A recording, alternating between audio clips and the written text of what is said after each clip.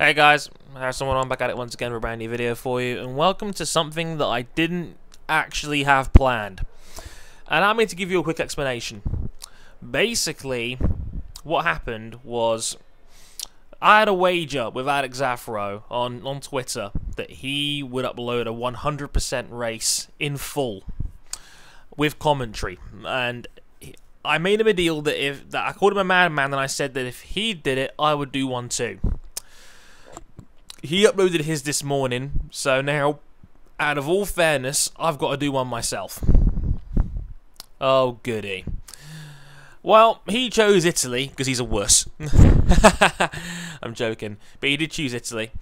So, I'm going to do Abu Dhabi, because I like to up the ante on these things. Option, prime, option. I don't think that's going to work. Let's go option... Let's go option prime.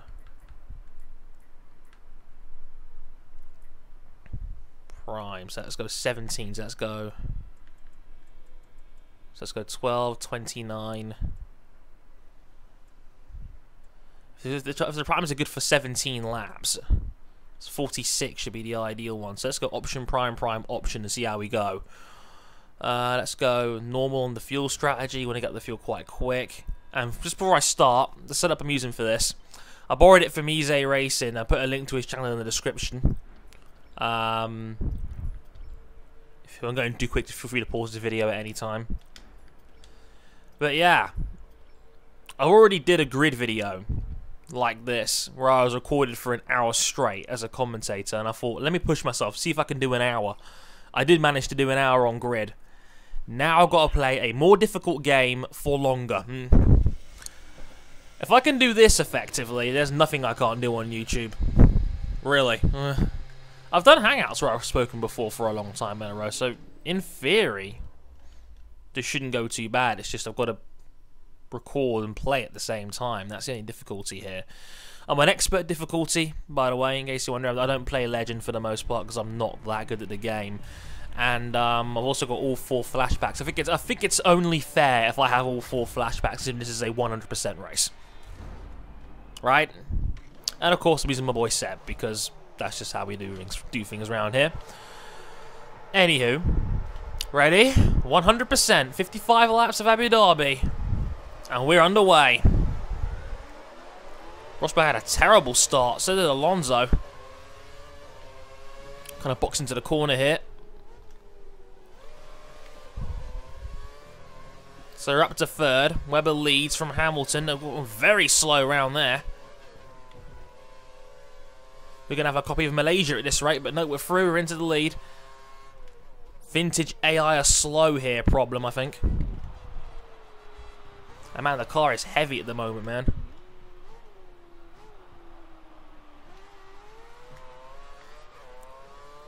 I don't remember Formula 1 cars being this heavy when filled with fuel.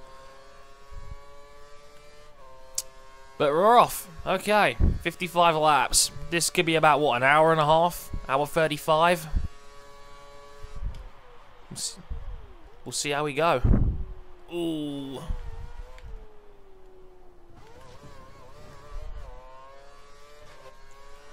Another Hamilton all over me already. He's not the kind of guy you want to have behind you. Or in front, to be honest.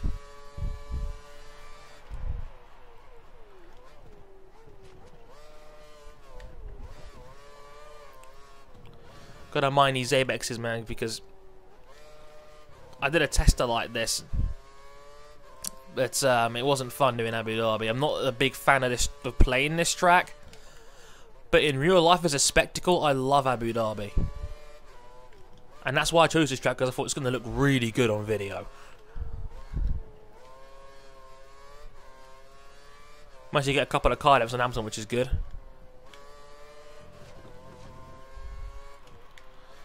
And just settle down for the long haul, really.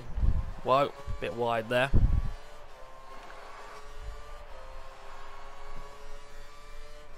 I'll try and keep talking. I'm also trying to concentrate sometimes, so this might be a bit difficult to do, but we'll see how we do. This is one of the things that probably would definitely be easier if I had a wheel. which I don't. Because people always ask me, Dre, what wheel do you use? I don't. I've always used a controller.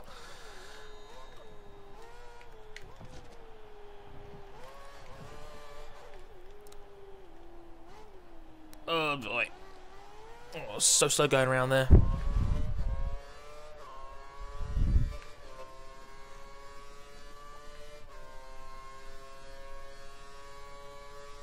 Hang on, Hamilton coming through.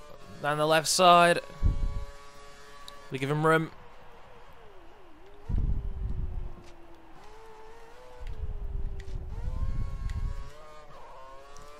So yeah, we're going to go to lap 12 like this then. Okay, cool. Oh man. I mean, I'm also missing out to start the NFL games on week 17 and the Chelsea-Liverpool game just to do this commentary. What a bummer. The things I do for you viewers. Also, I guess you can consider this a thank you, really, for a thank you from me for all the support over 2013. You get to see me at my very worst. See what, the car feels good though, despite the heavy fuel. It feels very stable, and I like that. I don't like having the car flop all over the place, like when it's lighter.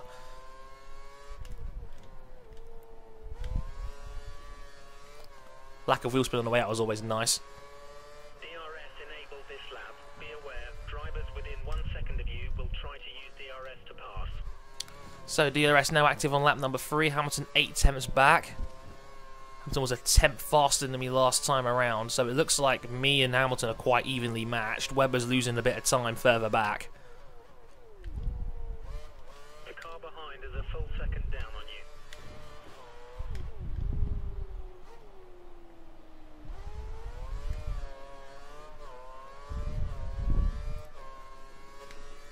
I wonder, was Hamilton a second behind going through the detection point? It doesn't look like it.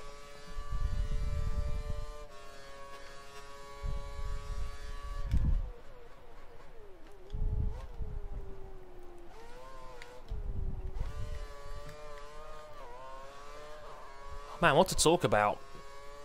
Did anyone see the BBC season review last night? British viewers of mine? That was a fun watch.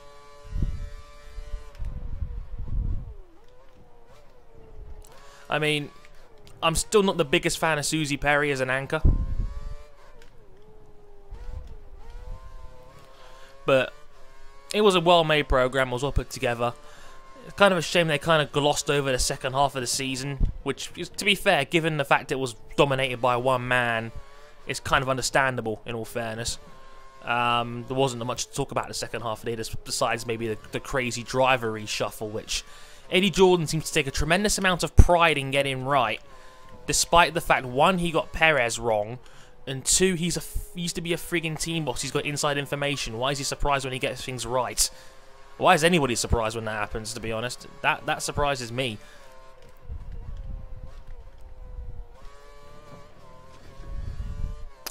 But yeah, I mean...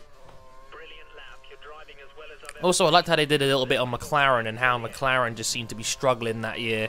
And, you know, they worked out quite early on that apparently the car was going to be not very good throughout the course of the year. They had a look at Multi-21, and Eddie Jordan said it was a sackable offence. And I'm like... And David Coulthard called him out on his bullshit. I'll be honest, Eddie Jordan is a really cool dude, but sometimes he says, what I like to call old man shit. He just comes out with really old school, old fashioned things which just wouldn't work in today's F1. This was an example of that. I mean, you can't sack a guy that's won 3 world championships. It would cripple your team. Well, bounce off the cup, that wasn't a good idea. But yeah, I mean... Don't get me wrong, Vettel did break a team order. And I still say to this day, the fan backlash over Multi-21 was ridiculous.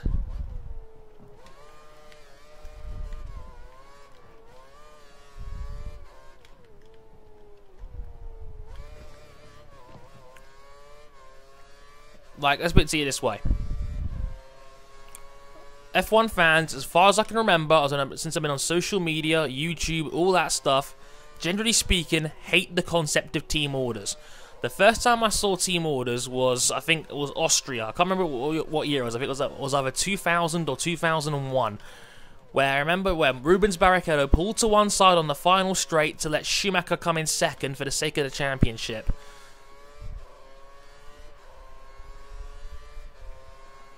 And I remember that very clearly. And I remember, like, team orders have been on and off as a rule for some time. And obviously the other quite famous one was Germany at Hockenheim, 2010.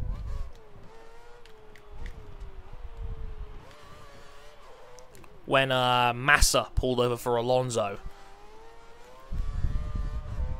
My brother is a massive Felipe Massa fan, and he's still salty about this to this day. We can't hate team orders and then boo when somebody breaks them too. Like, you can't have it both ways. What upset me as a Sebastian Vettel fan was the fact he lied afterwards. He clearly said he felt remorseful about the situation. He apologised to the team, and you know, I think he played the PR game in Malaysia quite hard that day. You have a 2-second gap to the car behind. We need to keep it clean so And then afterwards, when he got to China 2 weeks later, then what happened? He turned his back on it and said, you know what, I was faster, I passed him, I won, and he pretty much said he would do it again. And you know, that's what got him the famous F1 racing cover, you know, comparing him to Darth Vader. You know, he said, oh, Senna, Schumacher, Vettel, now 3 drivers you're gonna love to hate. And that's what happened for the whole first half and you know, a good chunk of the second half of the season, where people were just sending Vettel abuse. You know, the booing and whatnot, that got quite synonymous with the season in general, and I don't think anybody really liked it. And I think a lot of people clocked on quite quickly, this is wrong, we can't be doing this.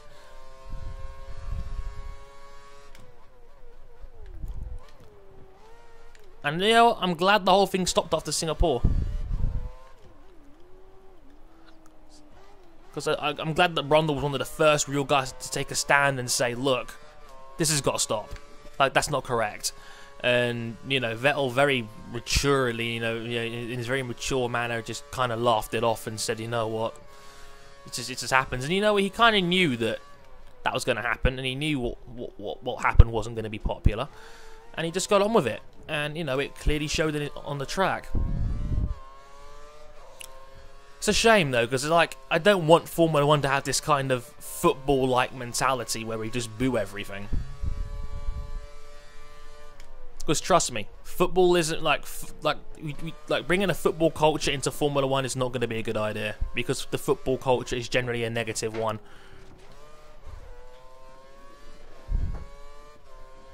I'd like to think Formula 1 fans are a little bit more mature than that, because you know, when it comes to sporting controversy and things that are said, football is far worse than Formula 1.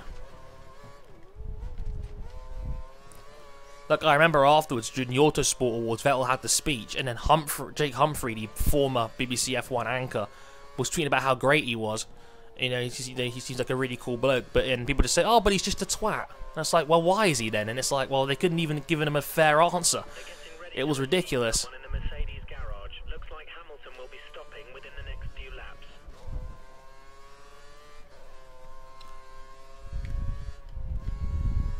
It's really irritating, to be honest. It's like, I'm not saying he should be popular, but I think he's actually a much better ambassador for Formula 1 than most people like to think.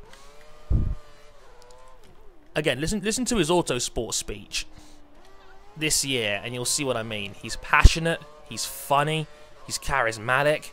You know, he's one of those. He's a great figure for Formula 1. He really is. He's young. You know, he's a good-looking guy. I mean, I know a lot of women who find him attractive. You know, funny, well-mannered, speaks great English, gets the English sense of humour, has done for a long time.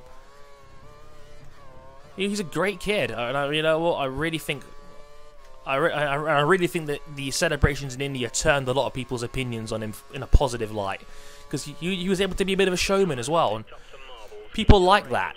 People like the guy that shows a bit of fun and has a bit of passion, you know. You currently have a 3-second gap between you and the car. Whoops, that was a bit of a cut. Sorry guys. I'll try to get that to a minimum over the course of the race. Tyres are starting to go a little bit as well. Oh god, that's a bit wide.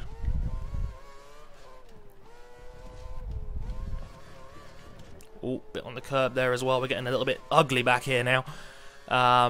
Tyres are well worn. I've got to go another 5 laps on these, I think. We'll see how we go. That times are still good though. 49.5 last time round. 40. We're developing a nice lead over Hamilton. You're lapping 1 second faster than him, a whole second faster. But yeah, I mean, one thing I was quite fond of was the Autosport Review of the Year show, and the guys on there as well themselves, they said, you know what, Vettel's a great ambassador for the sport, and I don't think anyone could captivate an audience like he does. I don't think even Alonso on his brightest day could do something like that. And you know what, I'll be straight up, I've always said it, I've never been a fan of Alonso. As a driver, I have tremendous respect for him, but he always seems to be the guy that is the doubter.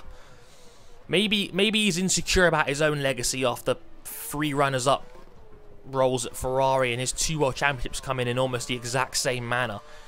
Because I've always said it before, and I'll say it again, people who, you know, are on the Alonso side of the coin here, I've always used the argument of, oh, but you know, Alonso nearly won it in a car that wasn't the best. Even though they also failed to realise as well that Alonso won his 2 championships in what was clearly the best car as well. But you know, Alonso said at the end of the season, oh, Vettel should come to a team that isn't as strong and win it then. That's not how Formula 1 success works. Don't get me wrong. I give Alonso full credit for 2012.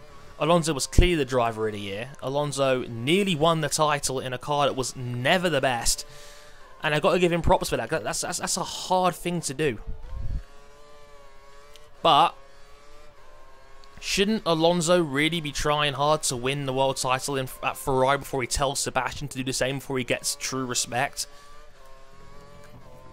It's a world championship fact that 99% of the drivers who've won the world championship have done so in the best car. I'm not saying that to be mean, I'm just saying that because it's kind of a fact. The best car tends to win.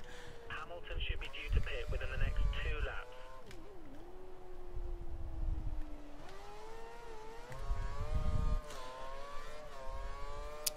Yeah, so like saying, Alonso's comment in the end of the season review saying that, you know, Vettel should... He pretty much said that Vettel should win it in a car that isn't the best to prove people wrong. Dude's won 4 straight championships. He's got nothing to prove to anyone. He could retire tomorrow and he'd be a top 10 driver of all time, I think, in a lot of people's estimations. I watched Alex Zafro's top 5 drivers of all time video, and I know a lot of people put Vettel in their top 5 already. And quite frankly, there's an argument. I think he's on the same level as a guy like Ayrton Senna. I really do. In the same way that, you know, Senna and Prost dominated that era, Vettel and Alonso are dominating this one. I think, as Mark Webber pointed out, I think it's Vettel and Alonso, then it's a long way back to Lewis Hamilton in 3rd. And I think a lot of people ask me, like, Dre, why don't you rate Lewis Hamilton on the same level? And I don't. And the reason why I do is because I like Hamilton as a driver. He's as a raw talent, and when it comes to raw speed, I think he's unrivaled. The problem with Hamilton is he's not a good race manager. The style of Formula 1 these days doesn't suit him, where he has to manage things like the tyres, manage the pace of the car, manage the fuel. He's not as good at that. And, you know, as a result, he struggles sometimes. Like Texas, for example, this year was a prime example of that. He wasn't controlling his tyres well, and he fell down the order when, on paper, his car was quite strong still.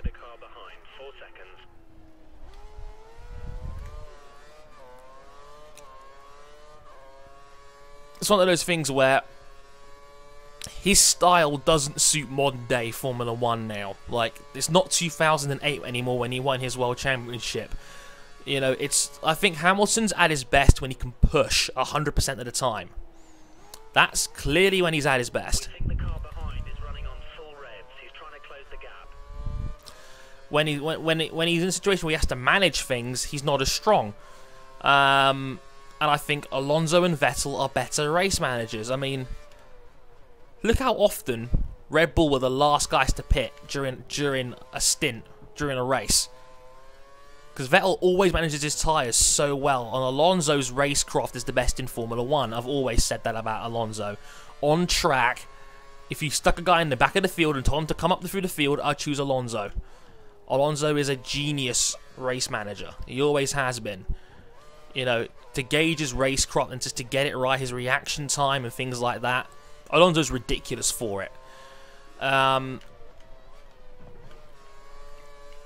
Alonso and Vettel are just the two greatest drivers of this era, and are blatantly the two best guys since Schumacher. And there's no doubt about that in my mind.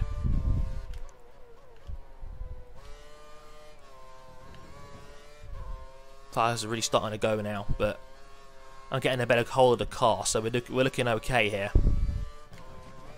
Whoop, bit bumpy on that curb.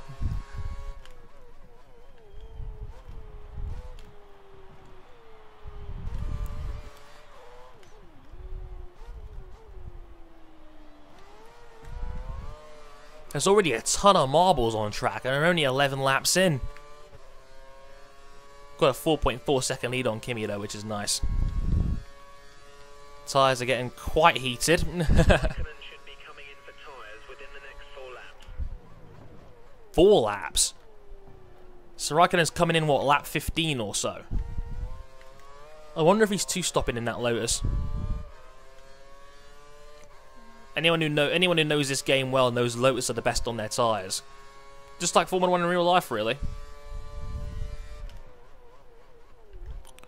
Also, being the Seb, you know, people ask me, Dre, like, how come you're a Sebastian Vettel fan? Like, I must admit, I know I'm kind of in a minority on this one. I know I'm quite a rare breed, and I know a lot of. I mean, let's be real. I'm British, first of all. I know I'm of Jamaican heritage, but I was born here. I've lived in London all my life. And the English media are really biased towards Hamilton and Jenson Button. And they have every right to be, because, you know, they're British. They're going to focus on the British guys. It's an inevitability. I understand that, and that's okay. Even though I don't really like watching it from that standpoint. Ready for you at the end of this lap. Box this lap.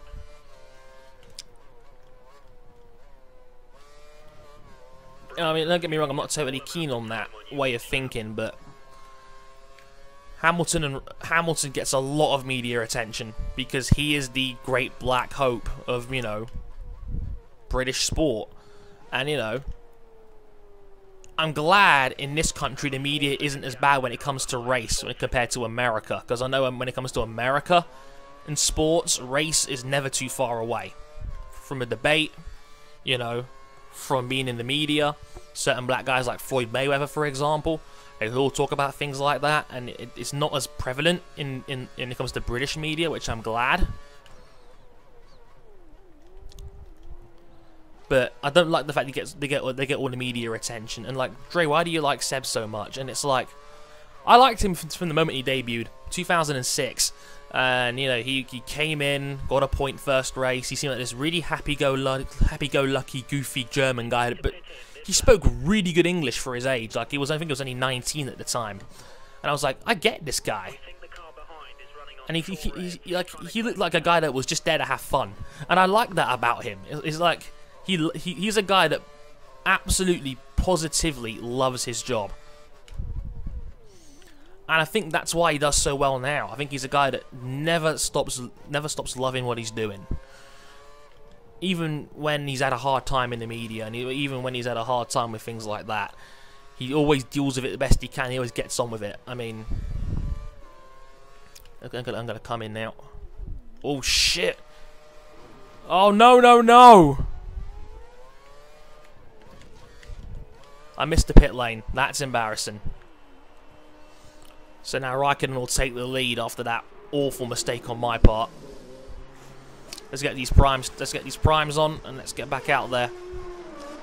Am I going to get out ahead of Rosberg? Yes, I am. Oh, that's hurt. That's going to hurt me. I lost about 5 seconds off that.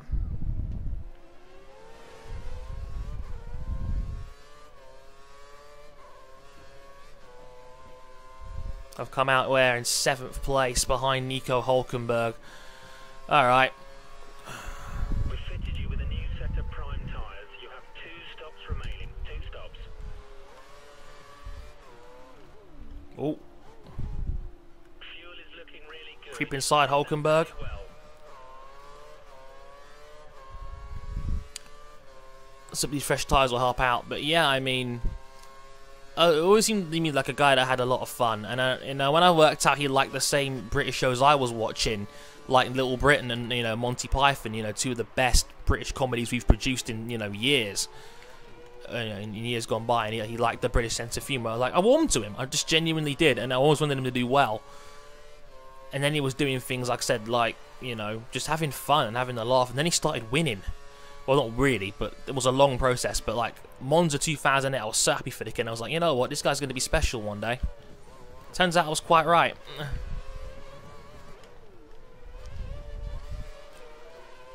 But I've always just liked his style. Hang on, my friend's Skyping me. Really should have turned that off before I started, to be honest. But hey. Oh, landed up Webber here.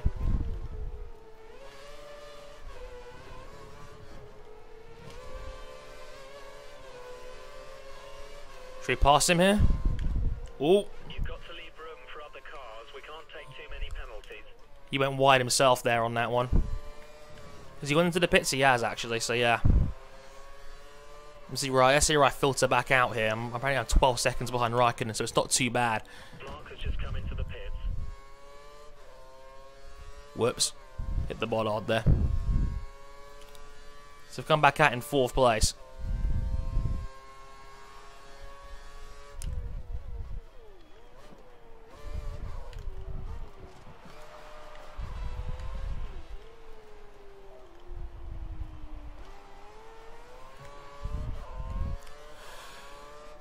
But yeah, so that's why I got to like Seb. I really have, and I like a good qualifier as well, and I like his style, his creativity. I love the helmet thing he's always had as well. I thought that was a really cool idea.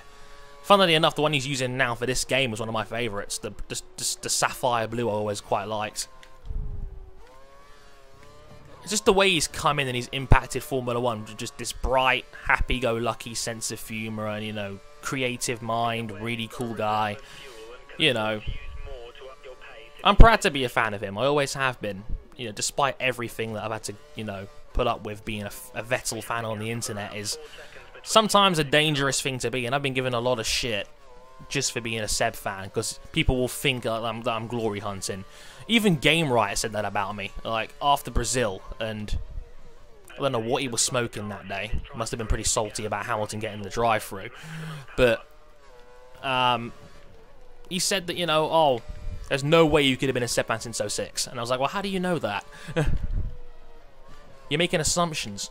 And, he was okay with making assumptions, and I wasn't happy about that. But, even a couple of days ago, people were saying to me, like, Dre, like, how does Vettel's dick taste? And I said, tastes like bad grammar, because he couldn't even spell it properly, the city boy.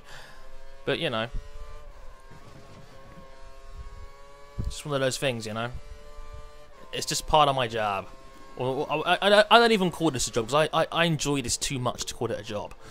But, there are negative connotations with that.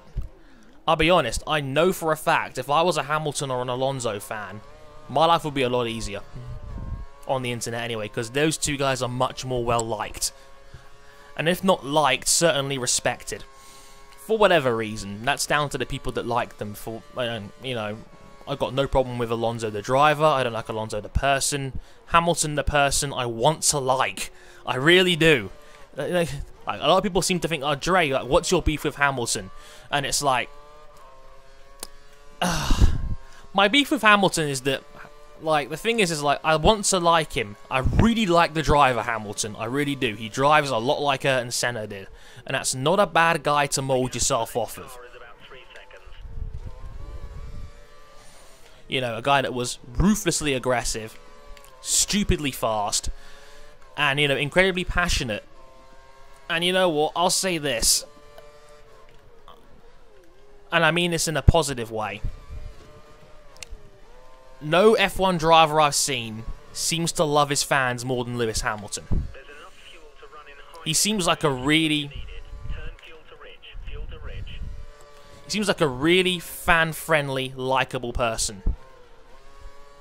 Especially on Twitter. On Twitter he seems like a really nice guy. As I pass Button and Alonso in the pits there, that just leaves Raikkonen. Wherever he is.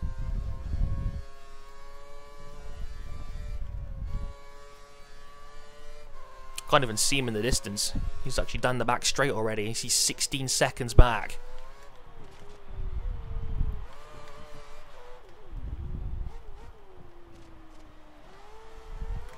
Okay.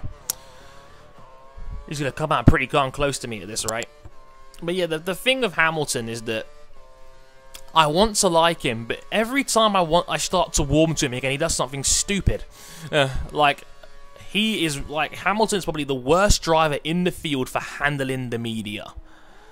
Like, the guy badly needs a PR officer, and if he doesn't got one, if he has got one, he or she probably isn't very good at it.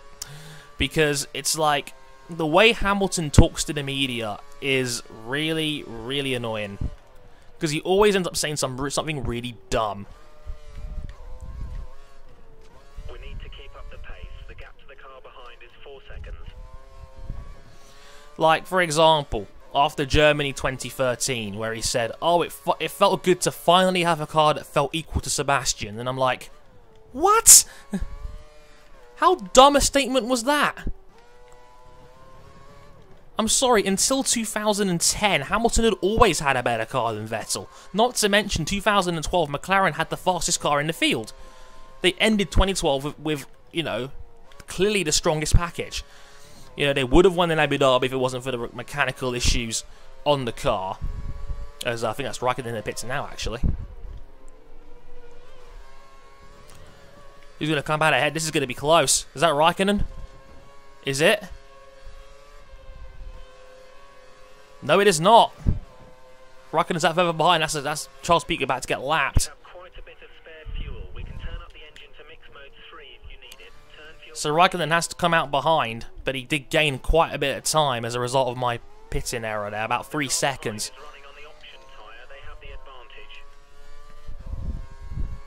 But I think Raikkonen's on another option stint, which doesn't help. But, yeah, as I was saying, like, 2012 McLaren clearly had the best package going on for them. It's just they couldn't get it over the line in terms of reliability. So maybe they didn't have the best car, but they certainly had the fastest car, for darn sure. And you see, you know, it's like Hamilton saying that was just really ignorant, really, more than anything else. And just made him look like... It's like he's trying to play the victim. Like, oh no, woe is me for not having the best car. And you know what? I'll give him this. Whoa! Almost lost it there. But I've been riding my luck on these curves for some time, to be honest.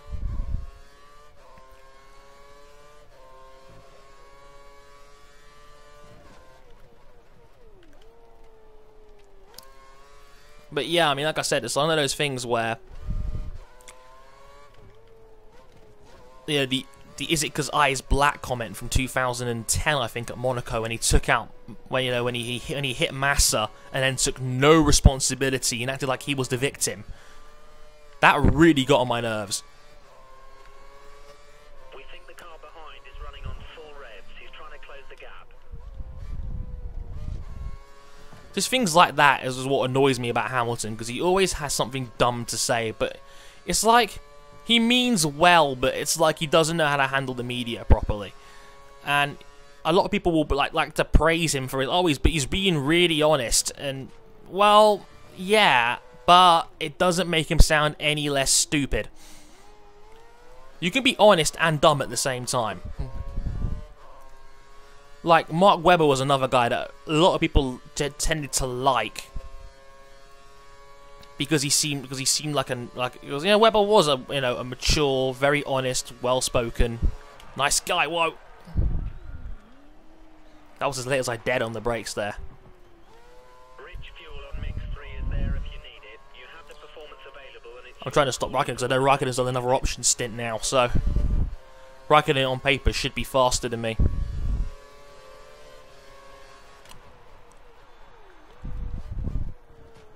But I'm just going to mess with him now. I'm going to not let him through. I'm going to make him burn his option stint up. It's just like Germany 2013 all over again. But yeah, maybe if Hamilton just calms down, just enjoys Formula 1 with his new team a little bit, and just stops doing stupid things like, barking at his engineers down the team radio. It's just one of those things where I want to like him. I really do. But a combination of a lot of things stop that from happening. Again, the British media bias doesn't help either, because it's like you're shining a spotlight on a guy that's not very likeable, or could be likeable, but often ruins it for himself. If that makes any sense. I don't know, people will disagree with me on this one, I know it, but it's one of those things. Like, whoa, and Raikkonen having a look into turn 2 there. If I play this by the book, it's only gonna be a matter of time before Raikkonen's past me.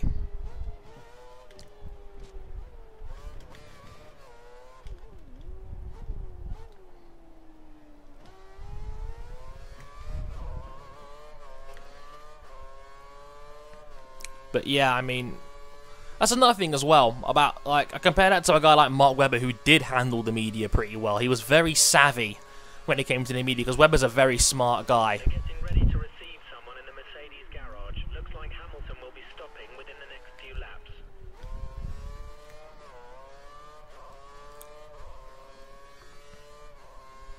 Raikkonen just can't find a way through. But I was talking about Webber, and Webber, as much as people don't like to admit it, Webber was a bit of a protagonist. Like, especially when it came to Multi-21 and Seb. Wasn't it strange that Webber was always the guy taking pot shots at Sebastian? But because Sebastian's never been as well liked, and a lot of people tend to dislike him, people will bark like he'll say, haha, he did a funny about Seb. He's a really nice guy, Mark. Fuel is looking really good. But he's honest, Yeah, cool, he can be honest, but he can also be a dick at the same time. And I think Webber was like that a lot sometimes as well. I think Webber definitely mellowed out after he announced his retirement, because apparently Multi-21 was the catalyst for Webber to retire, which is understandable, really. But let's be real here. Webber was never in a position to win a championship again after 2010. 2010 was his best shot, and he blew it for himself. And that's the unfortunate reality of the situation. Don't get me wrong, Mark's not a bad guy. I just think like Mark was a bit of a protagonist, and I think a lot of people like to play innocent with Webber, with like selective hearing. But Webber was always the protagonist in the Vettel-Webber bad blood, or whatever the media wants to call it, kind of feud. Like, the thing about that was that here comes Raikkonen again. Oh, he's overcooked it and he's gone! He felt that as well, but Raikkonen seemed to... Did he have a brake failure? I think there's a retirement. I think Raikkonen might have had a brake failure. Wow. Just like that. And Raikkonen's out of the race, I think. The car behind is running on the option tyre. They have the advantage. And Hamilton's kind of eaten into my lead now because I'm on the primes and he's on the option tyre. So it looks like you can do 2 option stints around here and 2 prime stints on a 3-stop strategy. But I'm saving my option stint till the end.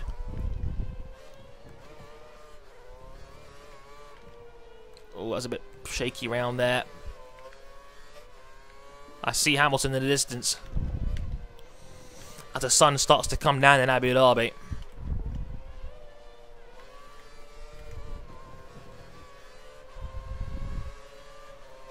That was a bit of a disaster lap, to be honest, because again I was completely caught out by Raikkonen's brake failure. Was it a failure? Was it Raikkonen that went down? Let's have a quick look here. No, he's still racing. He's actually in 5th place. So okay, it was the retirement was actually Max Chilton. Lol, a Max Chilton retirement actually hasn't happened yet in Formula 1, has it? But yeah, like all these guys on the primes, and Hamilton's the only other guy of the front runners that's on the option tyre right now. The car behind is a second down on you. 1 second. But Rosberg's clearly the fastest man on track.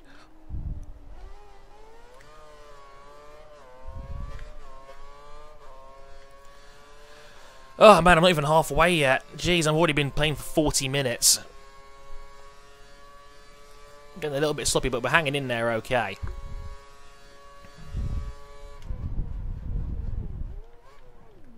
Also, like, this is the only time I could probably record this because my mum's actually off out at the moment. She hates me when I commentate because she always thinks I talk too much, which is bad enough.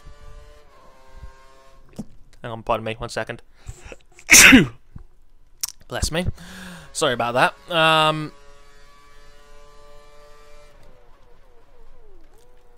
just going to ruin Hamilton's option stint now by refusing to let him past. Obviously within fair limits, of course. The one time Raikkonen got me was the one time he overcooked the brakes and you know, went right off the track. Apparently he's still running in 6th place right now, so looks like the error cost him pig.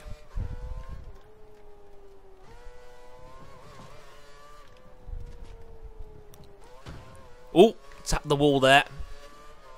Lewis having a look now.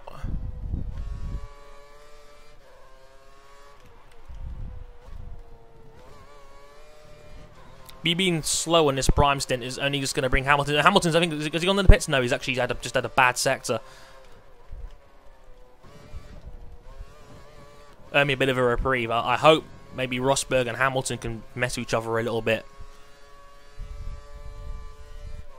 Because I've been struggling on these prime tyres now, man. My pace has been all over the place.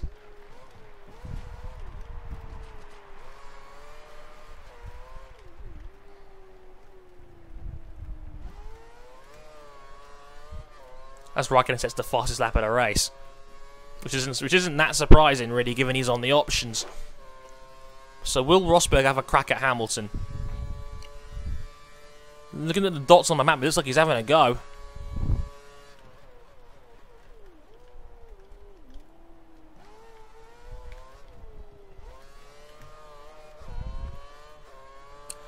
I'm just trying to see if I can just get back in the rhythm again because I'm just losing time. And Rosberg has passed Hamilton. And I think Rosberg's on the primes.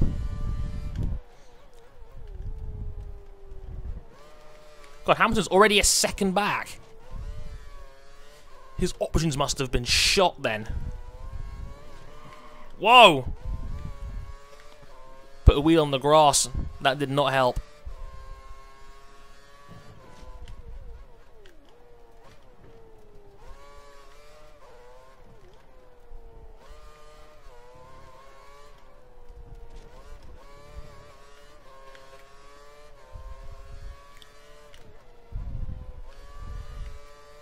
I just got to try and weather this storm now. See, it's definitely getting darker down here now in Abu Dhabi. So I'm doing 150s right now? Good lord.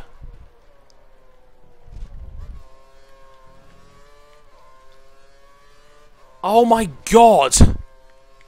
I've been at fuel level mix 1 this entire time? Good god, I'm an idiot.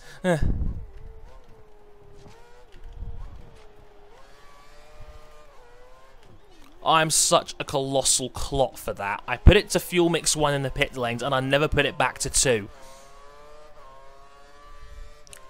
I am such a Burke for that. That is entirely my own fault. I've now got 7 laps of extra fuel, so let's burn a couple.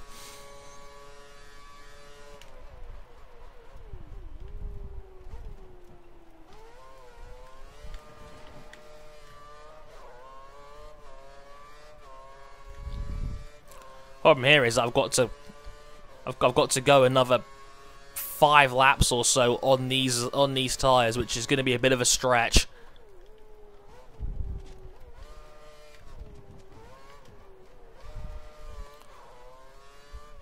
I'm just doing the math in my head now. If I can do 12 laps on the options and 17 on the primes, in theory,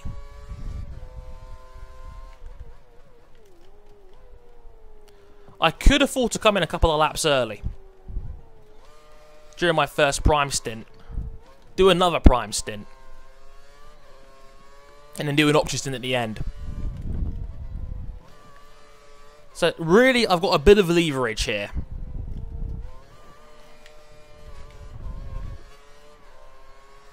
.49.1, that's better in terms of pace.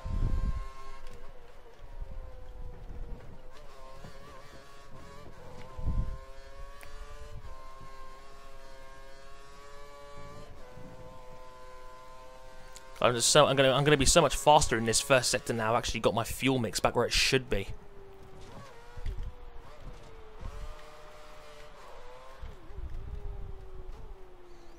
Rocket has a 47.4. I don't know if I want to do an option or a prime stint next. I want to get this gap back out, or do I come back late in the end and see what happens? I don't know. Gotta wait and see. But look at the sky. It's a beautiful shade of orange. I've never done anything more than a 25% race around Abu Dhabi, so I've never experienced this live. I've only ever seen it on. I've only ever seen it in other YouTube videos, but I've never actually experienced this myself personally. So this is actually quite nice.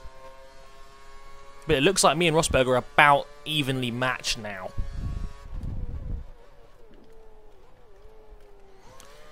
If anything, seems to have brought Hamilton closer again on his options, but he should be stopping this lap or very, very soon. Because if my tyre wear is bad, then Mercedes must be even worse. Like, I don't know if it's just me, but is the AI... Oh god, went wide.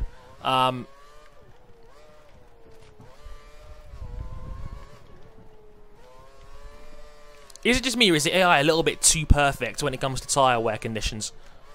Like, they show no sign of tyre wear until they pit. It's ridiculous.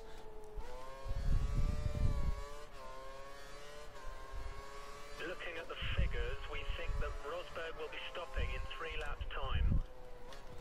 So Rosberg, they say, is going to come in lap 28.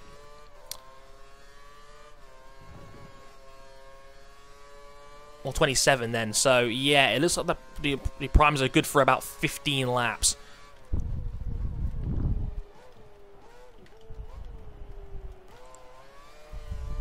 So my minimum aim on these tyres should be to get to lap 27.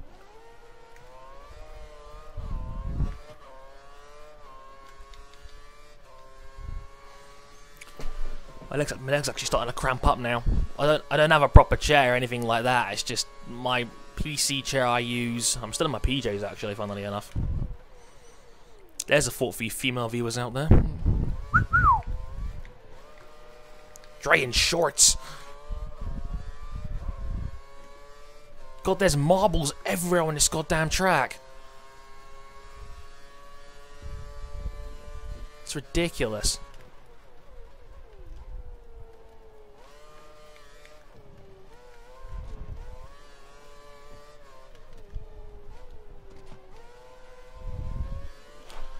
But I put a lap on somebody else in a minute. Button's actually clawing in on a pair of us now.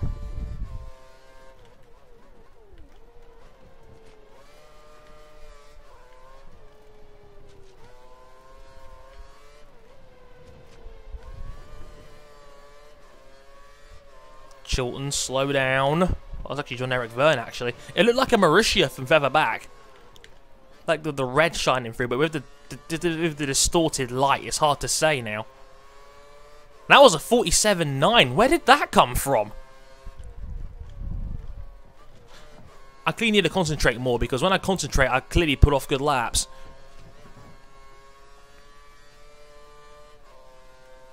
And because I haven't really got something to talk about at the moment, so I guess I'm just focusing on my driving a bit more now. Either that or Rosberg's starting to suffer. I don't know which one it is yet, but that was a big lap from me.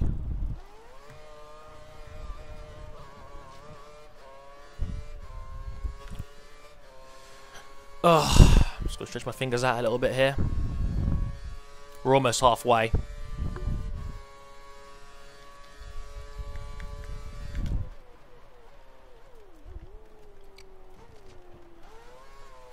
Right, a few minutes back to standard. Let's take it easy for a little bit here. Pit stop's due in about 3 laps time. If I can get to 29, that would be swell. But like I said, I have a window, which is nice. See, what I need now is Rocky on the radio being nice and calm, telling me, look, Dre, like, you know, just get the car home, don't go for fastest lap.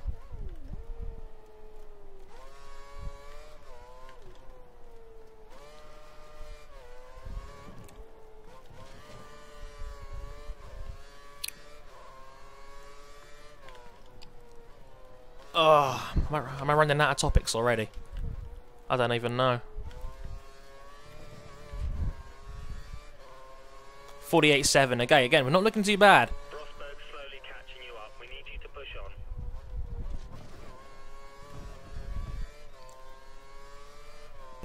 Button's lost ground. What's a McLaren doing in third?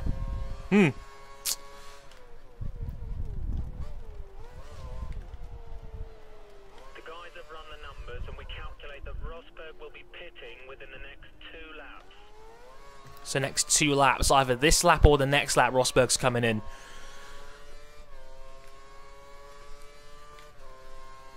If he can't pass me, and I can keep track position, that's excellent.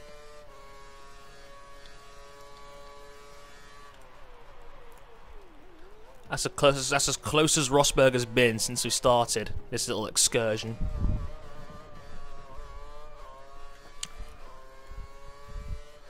And we're now officially halfway through.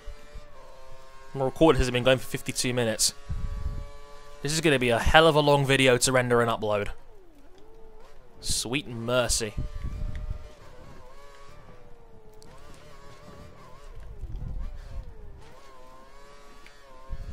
And I saw Hamilton there did a 46.8 on his new tyres, so you know. He must be on new primes, surely.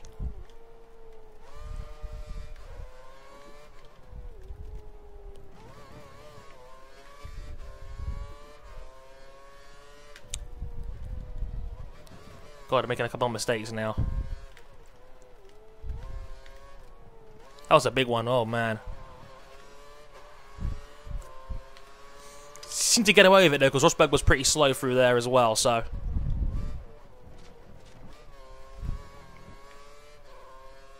I think we're almost there. These tyres are pretty much at the end of their life now. Just hanging in there now.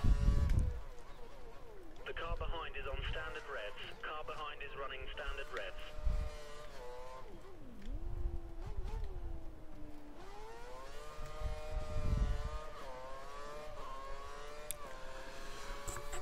Rosberg took Button took 2.5 seconds out of us in third place there because of our off-track excursions.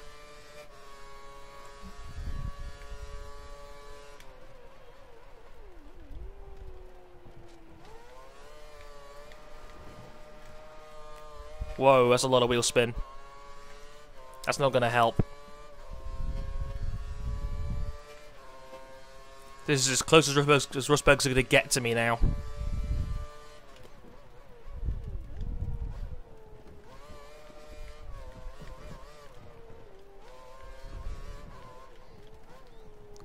See this bit? From that triple chicane over to about here is probably where I'm really strong. Traffic ahead, stay alert.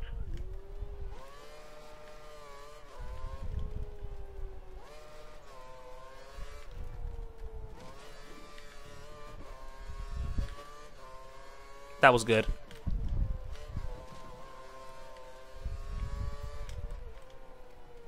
Oh, yeah, we're good. 48.7, that's a clutch lap from me there. Rosberg struggled on that one.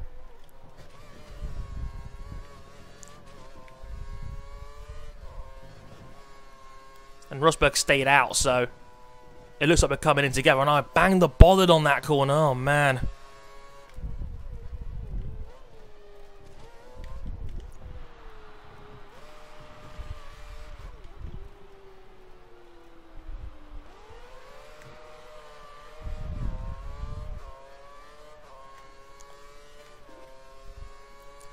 Just gotta fend off 1 or 2 more DRS attacks and we should be okay.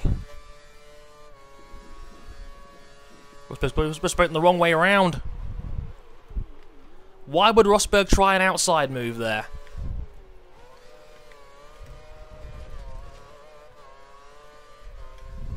That was not smart, Nico. And it's harder to pass on this DRS straight for sure because it's just a lot shorter. I made it to 29. Hooray! Just about. Barely. And we got traffic here now. That's Daniel Ricciardo there. Future teammate. Hey, Danny. I love Daniel Ricciardo, by the way. One of my favourite drivers now. Not just because he's joined Red Bull before anyone comments, because I know people are thinking this. I love his taste in music, and he's a massive fight fan. Did anybody see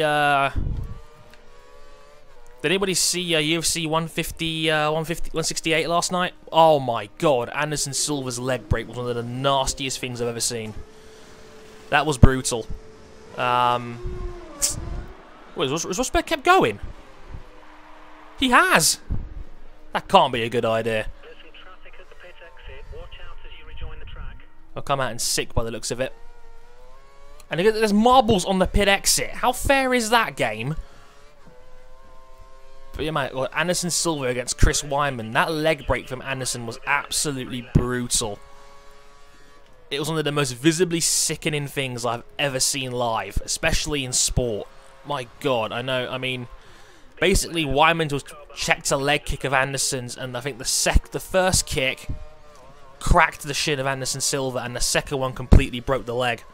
Fibula and tibula. Apparently Anderson's going to be out for at least 6 months, as in 6 months until he even walks again, more than likely.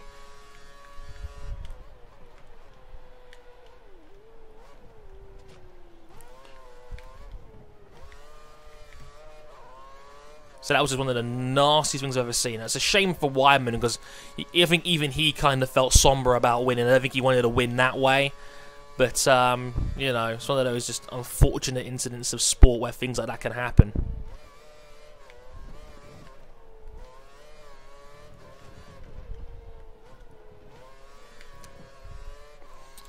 Obviously, I wish Anderson a very speedy recovery. That was an awful, awful injury.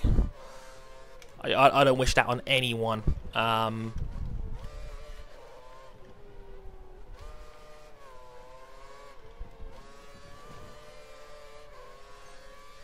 Obviously, Miesha Tate, Ronda Rousey. Oh man, what a fight that was. Ronda Rousey is just a beast. I'll say it right now. She is the baddest woman on the planet right now, bar none. And that's Rosberg in the pits. He's coming out now. And I think we're clearly out ahead of him. And by quite a stretch as well. I think Rosberg going the extra lap really backfired. There's Ricciardo again. Gets out of the way. Thanks, Danny.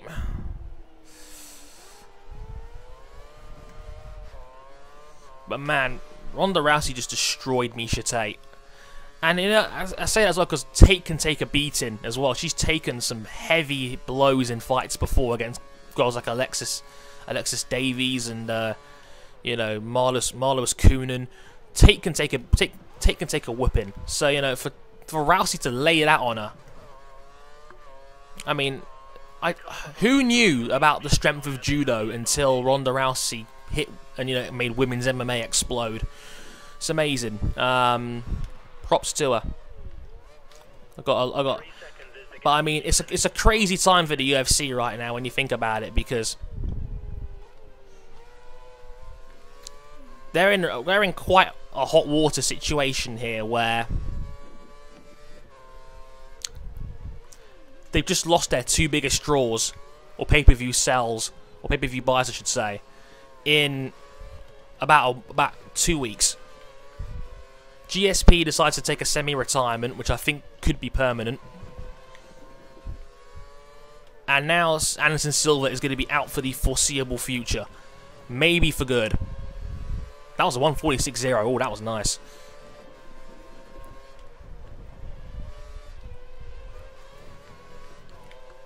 But like I said, they've lost their two biggest draws. Brock Lesnar. I'm hearing a lot of rumors about Brock Lesnar possibly coming back for a big fight with Fedor Emelianenko from former Strikeforce fame. Oh no! Hang on. I'm reversing this. I was corner cutting a lot, to be fair.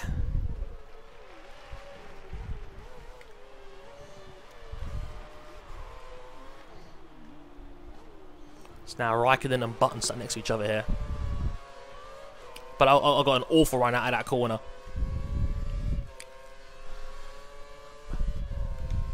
I didn't get DRS either. What sense does that make? Our data's showing that the car ahead's likely to be running in fuel conservation mode. His times will be slightly slower than normal.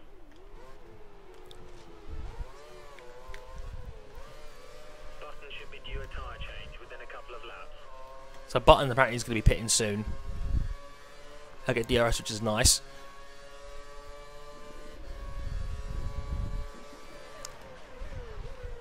Oh, bit of a nudge. We're going Vettel on Button style Abu Dhabi 2011 up in this bitch. Or 2012, I should say. But yeah, we cleared him out of the way there.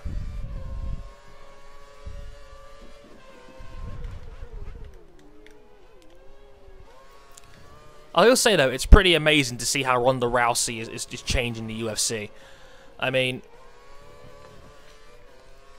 you look at her and she's clearly got this kind of psychotic heel persona in MMA, which is something we don't see very often. Oh, for God's sake! I've got to be really careful on these on this corner cutting now. Sorry guys, if you've been watching and you don't like my corner cutting. Sorry about that. It's not on purpose. Trust me. Whoops. I still got 6 laps of fuel backlogged. My God. I really should be burning some of that. But yeah, I mean, I don't know how many of you guys are pro wrestling fans, but Ronda Rousey in mixed martial arts is the perfect woman to play the bad guy. It's like Ronda Rousey looks like the kind of woman that is on her period 24/7. Which is a shame because I think outside of the cage and when she's not talking about Miesha Tate, she seems like a really nice woman. But man, she could probably tear my arm off for one, and whenever she was up against Miesha Tate, the vitriol that was pouring out of her eyes scared me.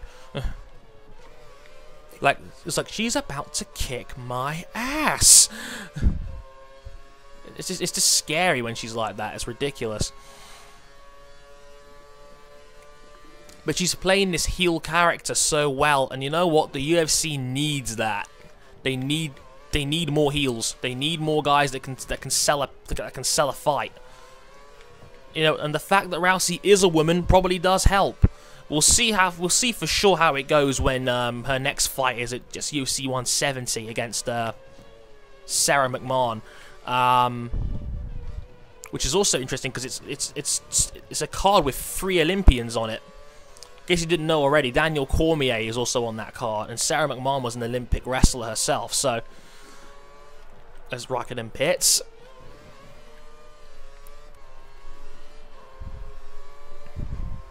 That puts me up into 3rd place now. Raikkonen has just had prime tyres fitted to his car. Looks like he's going for a longer stint. I wonder, is Raikkonen going to the end on that strategy? Is he 2-stopping? As Rosberg does a 45-4 from further back.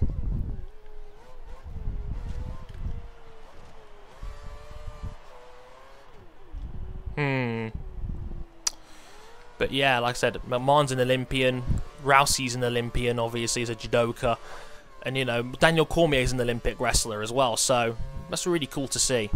Now let's have a quick look here on the race director, it gives me a chance to stretch my hands. So, up front, Hamilton leads, and he's pitted twice. How? How is Hamilton up front then? I don't get that. Alonso has yet to stop, so that makes sense. So how is Hamilton that far ahead? I'm assuming he's got to stop again. I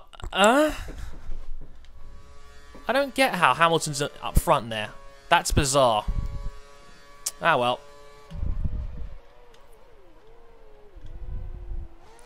And he's on the option tyre again? This doesn't make any sense. How can Hamilton have gone through the pits twice and is now in the lead? 6 seconds to the next car. 6 seconds.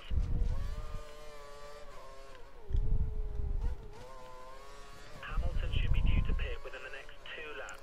Ah, there you go. Hamilton's pitting in 2 laps' time, so that explains it. So once Alonso pits, that'll give me the lead back. It looks like the car ahead is trying to create a gap. He's running full revs, maximum power.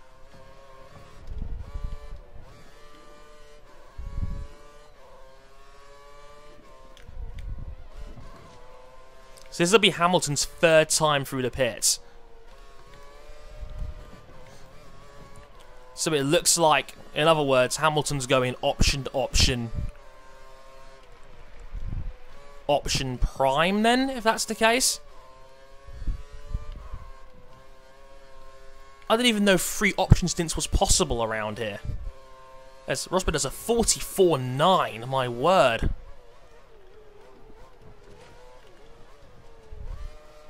You're 5 seconds behind Alonso.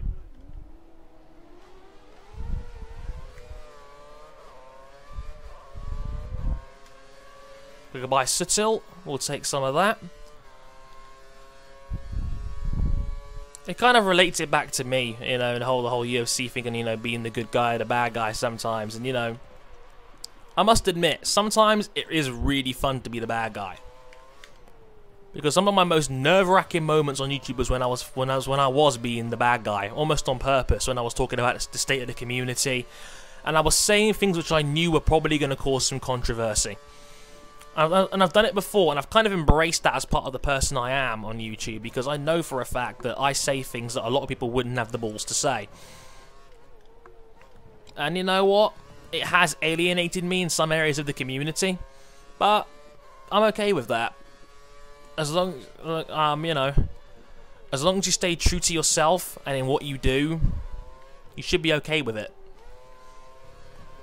I know I've taken some risks in my YouTube time, but it's also maybe the director I am today, so, you know, I take a little bit of pride in that too.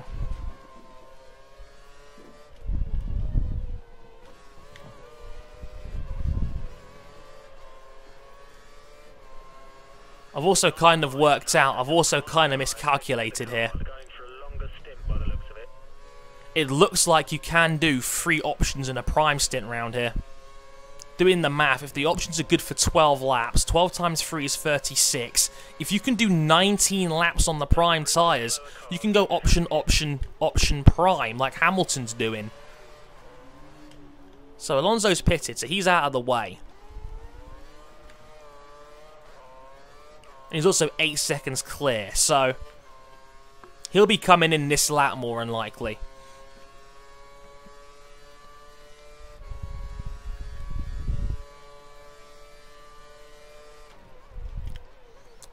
It's about 18 seconds to take a stop round here, so Hamilton will come out 10 seconds further back. It's all going to come down to our last stints then, or how much will Hamilton's primes fade if he's got to do 19 laps on them, because given my driving style is a little bit more aggressive than most, I still know that for a fact that... Whoa, whoa, whoa. Got away with that one a little bit. I'm actually now gaining time on... I'm actually now taking time and putting it in back into Rosberg's lead, so...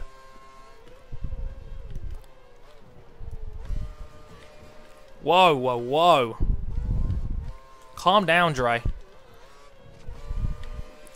think having my fuel mixer faster has made the car a little bit more twitchy.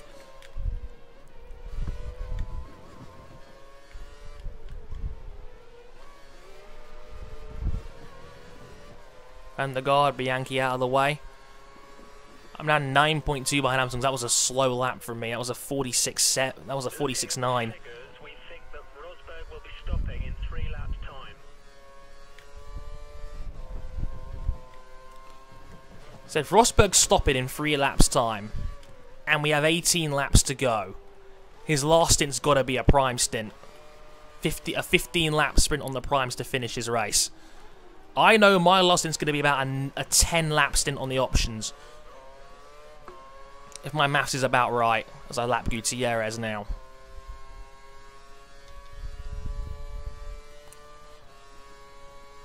Oh, this is confusing. I'm not going to lie, thinking about it, Hamilton's in really good shape to win this race now.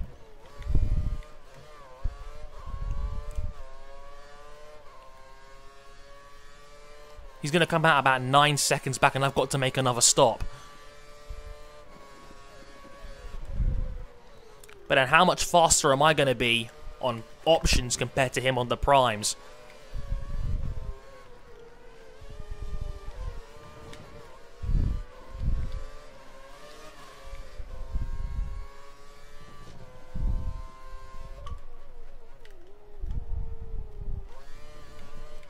Oh, God.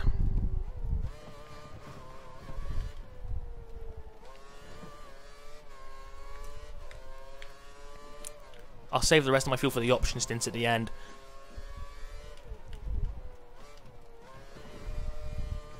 It's starting to get properly dark in here now as well. Hamilton's got the prime tyre fitted to the car. He's Hamilton's in. period between stops.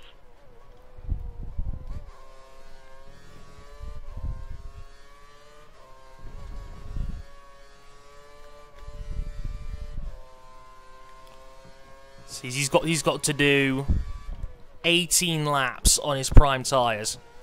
That is doable. He's going to be struggling the last couple of laps or so.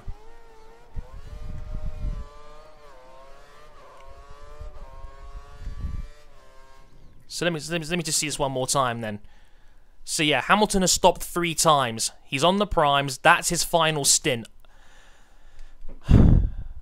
Rosberg's on the options. He's got to stop one more time and will very shortly.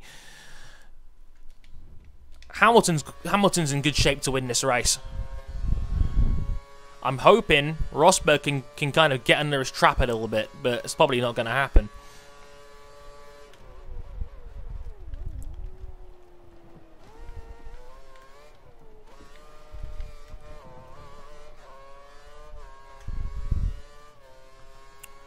The fact he's on fresh rubbers now is not going to help, if I'm honest.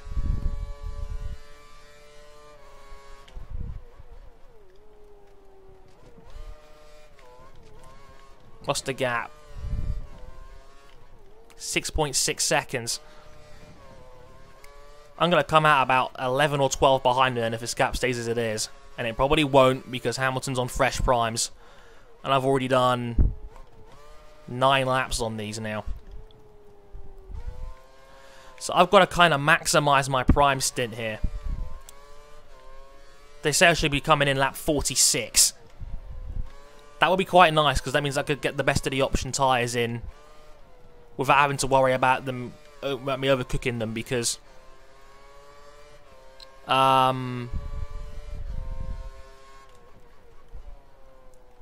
so the options are good for about 12.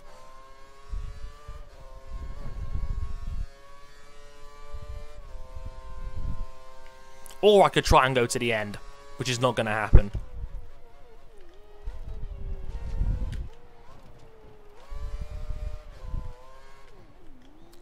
I still think guys like Alonso and Button are going to go to the end.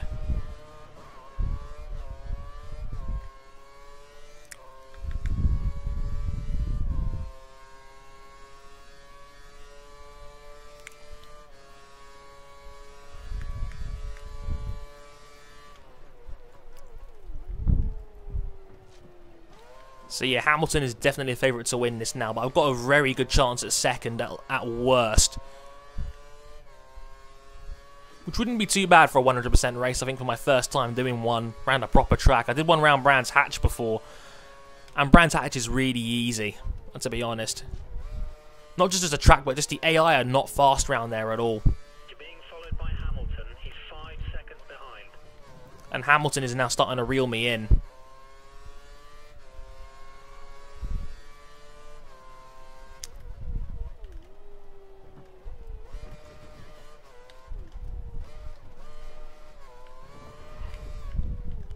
Oh god. Oh. Wait, you can cut that corner, okay?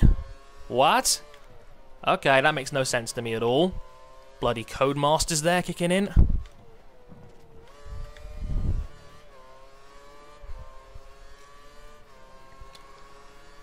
Six more laps on this stint. Hamilton only 4.5 back now. Is increasing by a significant amount each lap. Good job.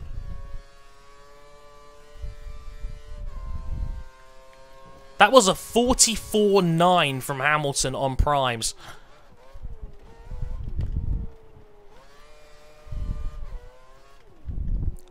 I can't do that kind of I can't do that kind of pace. 4 seconds.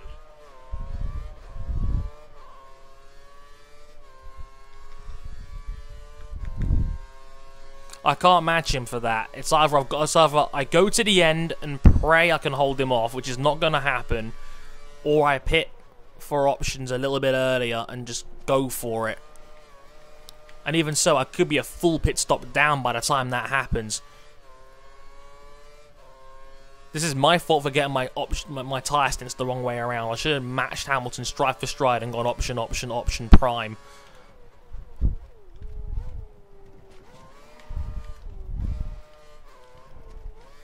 I was too conservative tyre-wise and it's come back to bite me.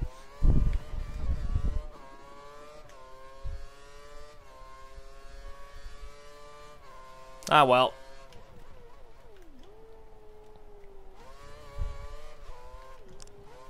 It's now properly dark down here now. It's lovely actually. It's just like really dark orange in certain areas, and it's now full on black in other areas now. Oh, that's wide. That's not good.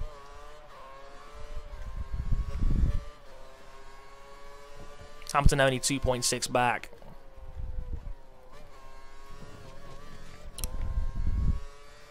My only hope now is I can hold him up enough to ruin his stint. That's probably not going to happen. But I'll do my best anyway. I still got another 6 laps on these tyres.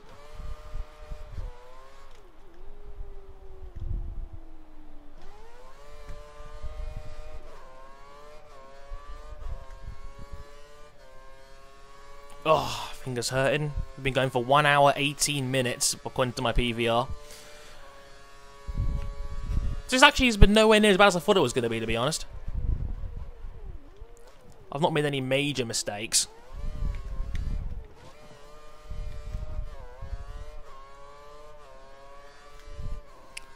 I feel like my boy said at Monaco 2011, wearing out tyres on a 2-stopper. I've got a rampaging Alonso and Button behind me. And it's like, okay, Red Bull, do you go for the win here, or do you play it safe? And then the red flag came out and that ruined everything, unfortunately.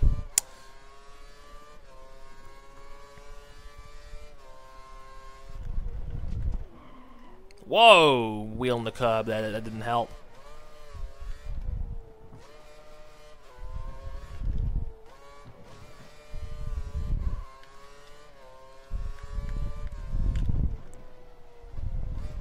Changing my fuel mix actually made me late for that corner, and now Hamilton's right on the back of me.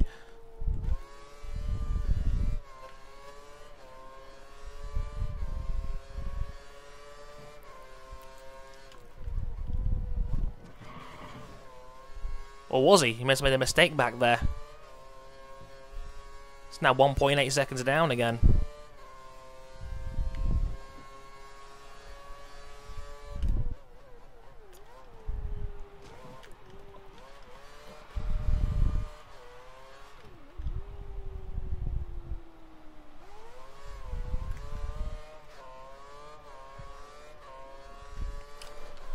Oh man, tyres are worn, hard. I've got to do another, what, 3.5 on these? Well, 4.5 on these actually. Bugger. Again, I got a window. I can come in on 44 if I really want to. And here he is. That's Lewis Hamilton.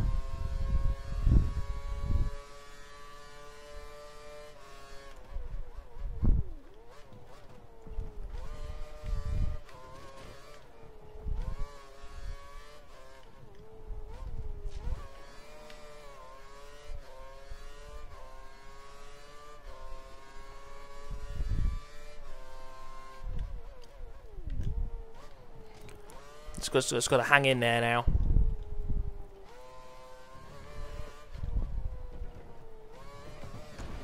Oh, bounce off the wall a bit there.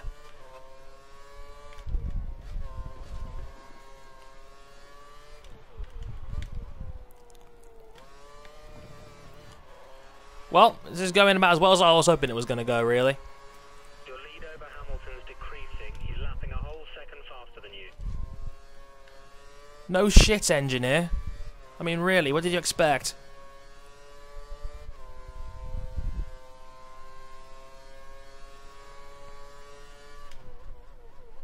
Okay, so at worst, 2 more laps on these. If I can stretch it to 3 or 4, that would be even better. I think Rosberg's gone in the pits. He has. He's actually gone for the undercut because I remember we went the extra wrap last time and it didn't work at all. And here comes Hamilton. He snagged my rear tyre there. Forced him to back off there and took the corner apex nicely. I'm sticking to the left here, so Hamilton's got to go the long way around if he wants to pass me.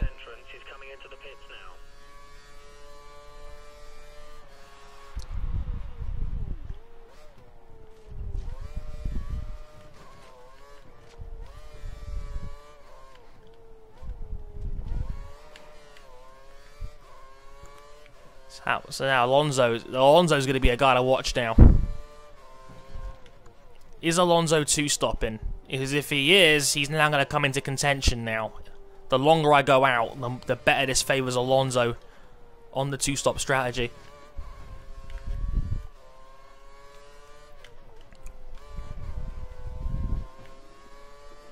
So the question is now, when do I want to come in? Do I stick to the plan and make it 46? Again, Hamilton lost a ton of time on that last corner.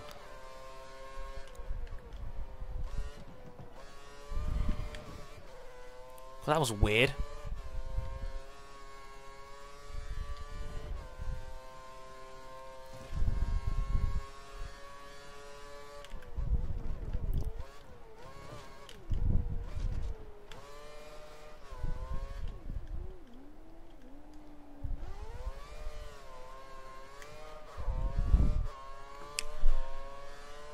Okay, so Hamilton's going to be under attack again on the DRS, but I think I've got enough of a space to earn myself a bit of a reprieve.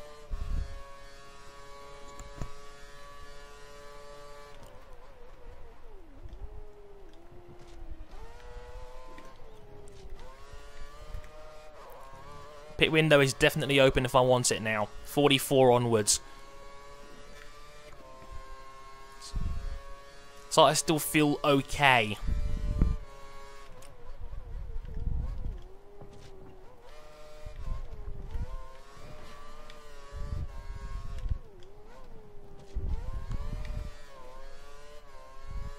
And now Alonso's reeling in Hamilton at quite a rate of knots. He's now down to 4.4 seconds. But if he is paying for new tyres, he'll be coming in very shortly.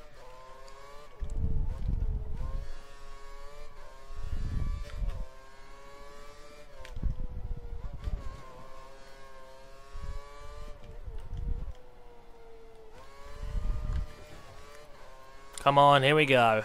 Right. That was a 46. That was actually quite a good lap. And now Hamilton's trying to go into turn 1 now. Maybe he saves some curves.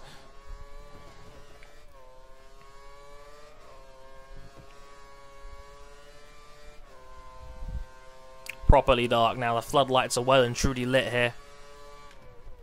This is beautiful.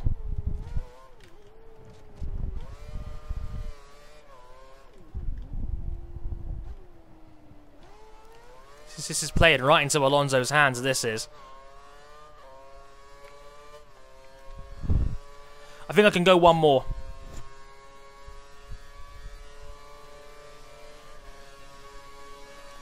Hamilton seems to have got me here.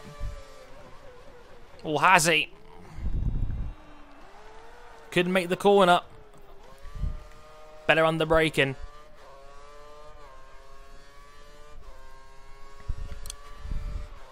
Sorry, Hamilton, no dice.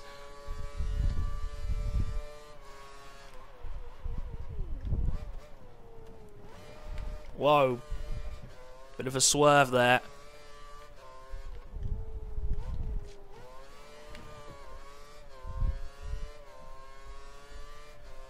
This is it. I think I'm coming in this lap. Oh, a bit wide. Do I want one more lap of this? I really don't, to be honest.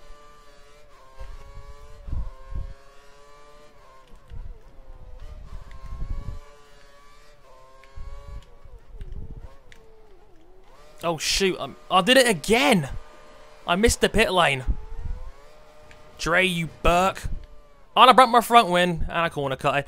No, no, no, no, no. We're not doing this again. No, no, no, no, no. I'm not tolerating this. Oh, my God's sake. I'm a complete idiot. Right. There we go. Okay, so fuel mix on the way in. Tyres, option. Right. I'm probably going to finish third here, but let's see what we can do. Option tyre on. Going to be fuel mix free on the way out. Let's go for it, and let's see what we can get. Rosberg 14 seconds out. He's coming out now. He's coming through turn 1. I think I might just come out ahead of him. Actually, no, take that back. I'm not going to. All right, here we go. You have no more scheduled pit stops, so look after your tyres. I've got to do 10 laps on these to finish up, which is fine. Data's showing that the car ahead's likely to be running in fuel conservation mode. And Rosberg's in fuel mix 1, which is even better.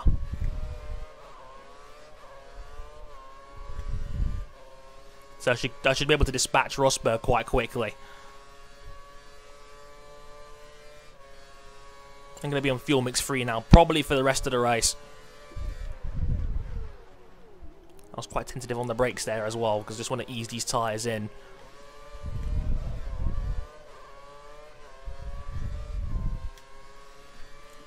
Got DRS on Rosberg here.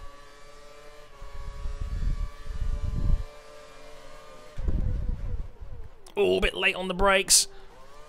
We just about make it stick.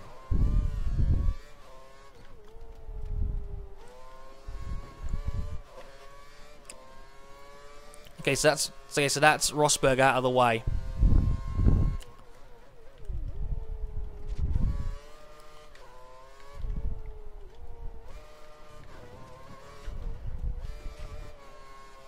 You're going to have 9 laps to go next time around. This is us to the end now.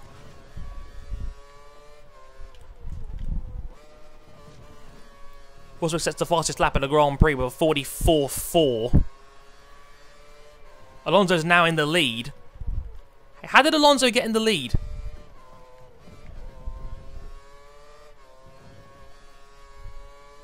Huh? Did Hamilton make a mistake?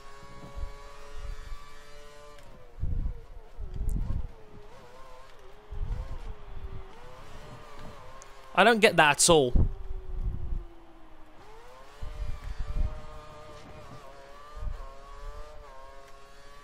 Hang on a minute. So Alonso clearly is 2-stopping. He has to be now. His lap times aren't great though. He's doing 48s. But where did the 44 come from? Oh, is he on options? No, he's on primes and he's doing 44s. My God. Has Alonso been sandbagging this entire time? That's ridiculous. And how did he get ahead of Hamilton then? Because he was still like 3 seconds back. That wasn't that long ago.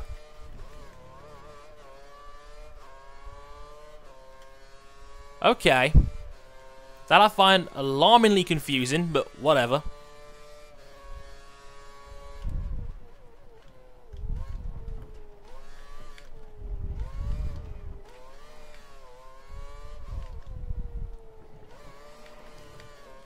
Just took 3/4 of a second out of Hamilton's second place.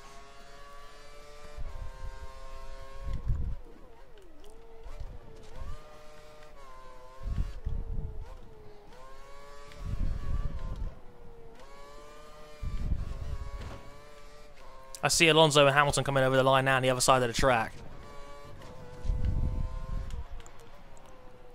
I'm trying to push like hell here to try and catch up. 43.2 from me on that one. Was the fastest lap of the race. Keep that up. I'm trying as hard as I can now to try and reel in this 10-second gap. My initial hunch is I'm probably going to run out of laps, but god damn it, it's worth trying.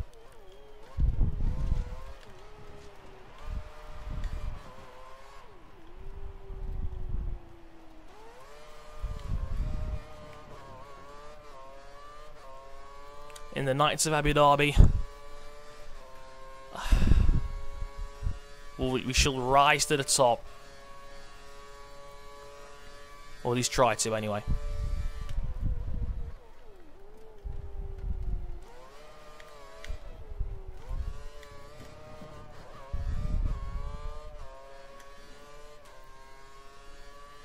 I think I'm going to run out of laps here, to be honest, but we'll see what happens.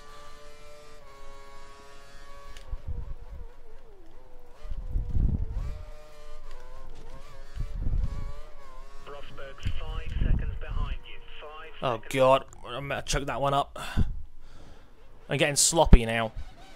Then again, I've been driving for an hour and a half. What do you expect?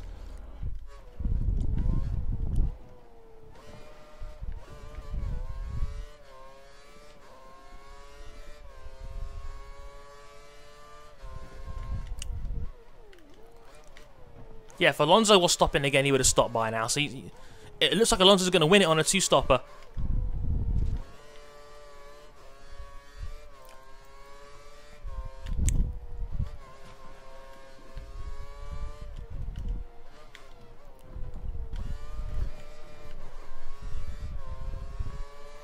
.44.1. I'm still 9 seconds behind Hamilton.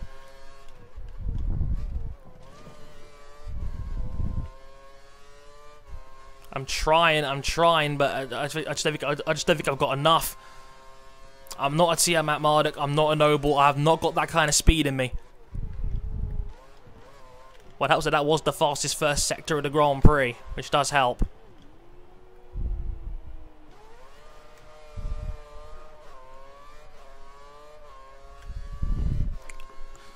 Just trying to stretch my arms out now on this long straight. I'm nearly there. We've been going for an hour 33. We're nearly home and dry.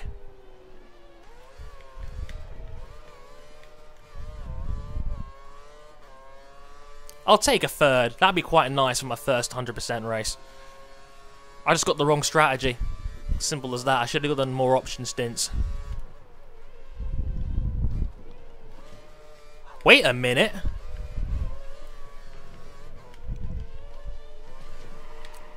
Hamilton only 6.8 back now.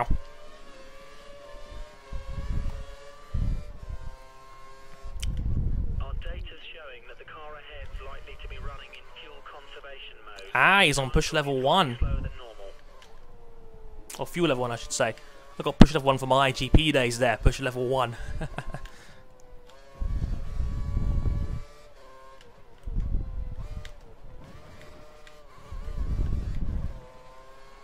42.6 for me there. Hamilton's only 4.1 down now.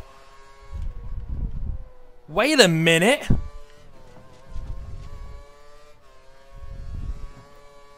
What is going on here? Have I got something left to give here? Wait, that's Alonso and Hamilton up there. Car, push, push.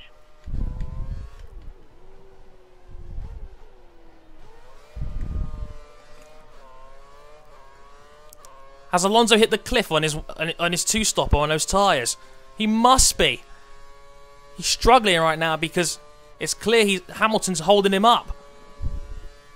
They're fighting it out right now, I can see. And Hamilton's just passed Alonso for the lead. Hamilton's out in front. Okay, this is interesting.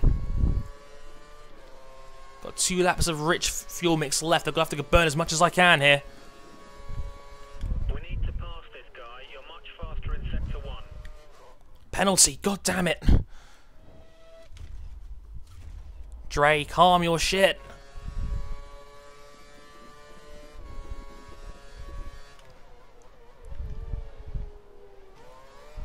Oh god.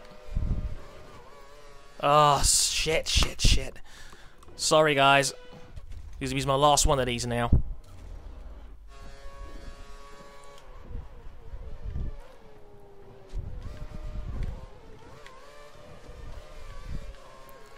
Alonso's got him back.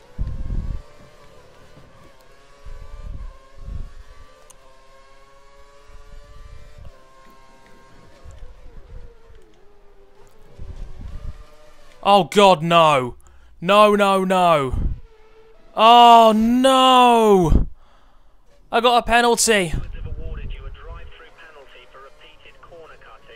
Oh, to be fair, I kind of deserve that, to be honest.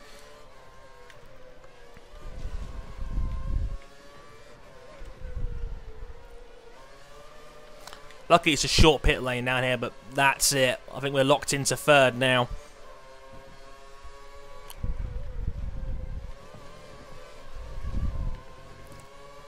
This would have been such a sweet finish as well.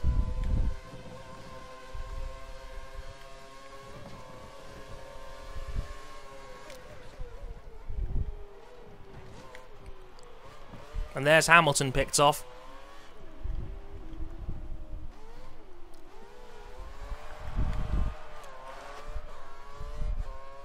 And there's me passing Alonso under the desert lights.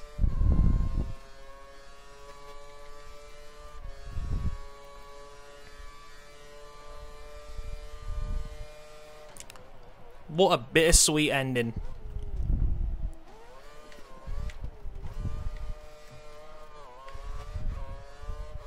I can't believe I did that. It's my own fault.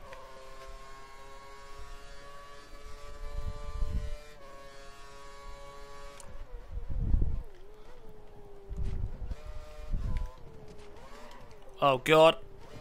Swerving out wide as well. The marbles aren't helping here. Oh, got one for winning a collision as well. Then what's going on back there? The car behind is running on the prime tyre. We should try and create a gap. Should we get this out of the way then, shall we? Let's.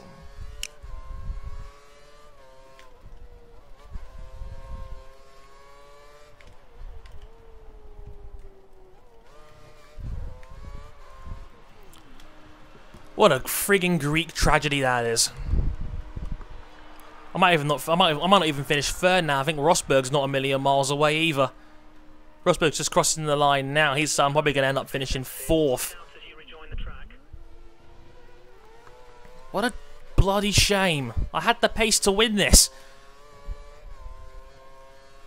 Okay, right.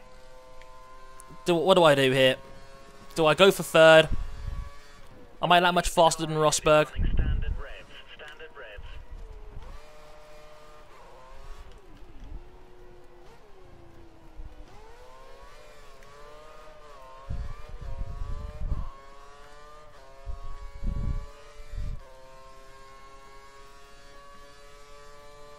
Alright, let's see if we can get Rosberg. Get on the podium. Vettel style in Abu Dhabi 2012 again, I suppose, right? Oh, no! Have I gained the flashback back? Yes, I have. Thank God. Seriously, this is ridiculous, these penalties. I knew I should have set the rules and flags to bloody reduced rather than realistic. Or do I just take it easy and just, you know, take the fourth? I don't know. How far back are we? 3.1. Yeah, I'm giving it up here, folks. Yeah, I think we're done here. I think fourth is going to be as good as we're going to get. Rather that and bring the car home than take a chance.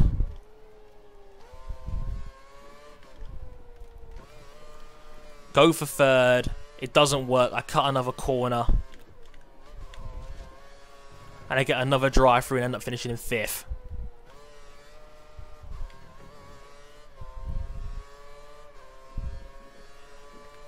Ah, to hell with it.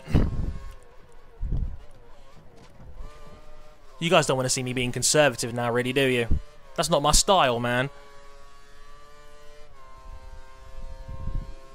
I'm a warrior till the end. Let's go. There's only 4 seconds gap between you and the car ahead. Keep pushing.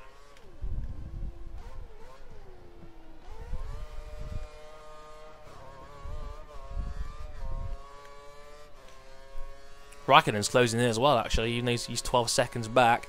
But I could actually see Hamilton and Alonso down the straight still, so I didn't lose that much time. Like I said, just a short pit exit, so...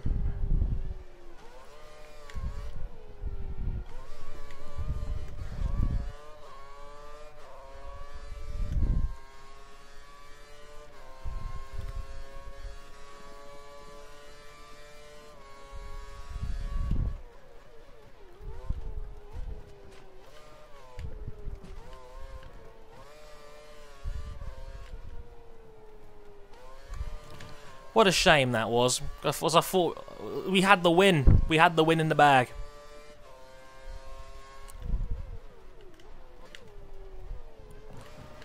Oh god. But you know, I've enjoyed this. It's probably made me a better driver as well. It's just good to get this experience under my belt. It's the first time I've ever done a 100% race around a track that isn't Monza, because Monza's easy, and I like a challenge. Oh, my leg has actually gone numb. My god.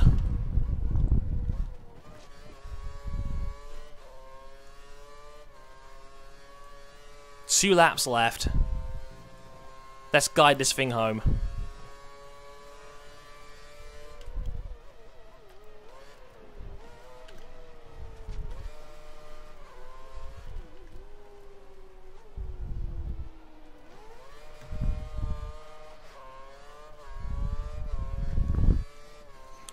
Oh, I just got to stretch out one last time.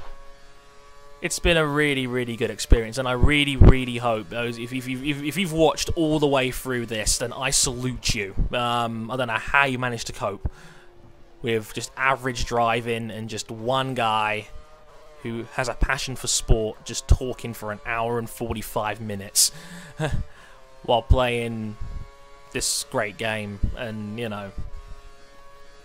It's been it's like I just want to say as well, this will probably be my last video of 2013. So I just want to say as well one more time, thank you to everybody for all your support over the last 2013 for the past year, because it's been a difficult year for me, and it's one that could have gone so much better for me, but it hasn't really worked out. So that's kind of disappointing, but it's I've also had a blast doing it, and you know, there's so much more to come next year, and I'm really looking forward to what next year will bring for me.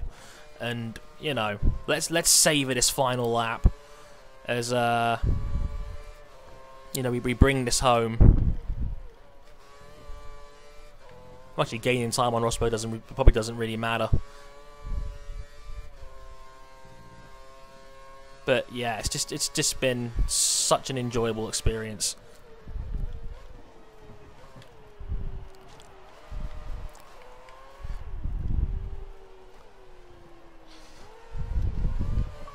Down the back straight for the final time. How's the fuel looking? Ah, we actually fueled ourselves perfectly on this stint. We're going to make the end with fuel to spare. Funny that.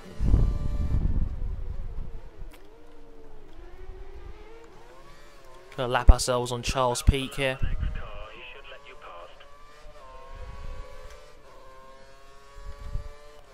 That's DRS, and Abu Dhabi really is beautiful at night. What a spectacle.